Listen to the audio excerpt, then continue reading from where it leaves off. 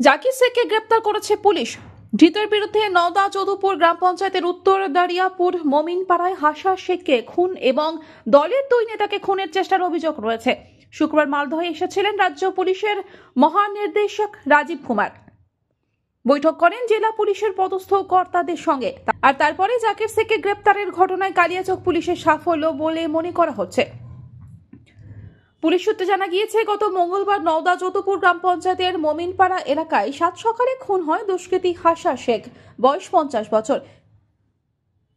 এই ঘটনার সময় নওদা যদুপুর তৃণমূলের অঞ্চল কমিটির সভাপতি বকুল শেখ এবং গ্রাম পঞ্চায়েতের সদস্য এসারউদ্দিন শেখের উপর হামলা চালানো হয়। এরপরই এই খুন এবং হামলার মামলায় জাকির শেখকে ধরতে ড্রোন উড়িয়ে এবং পুলিশ কুকুর দিয়ে শুরু হয় তল্লাশি অভিযান।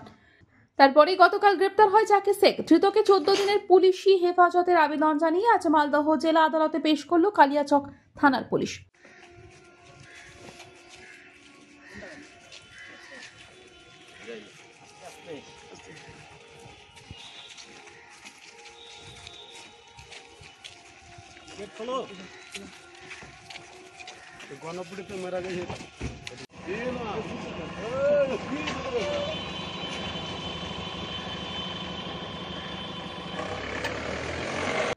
মালদহ থেকে দেবাশিস পালের রিপোর্ট, আনন্দবার্তা।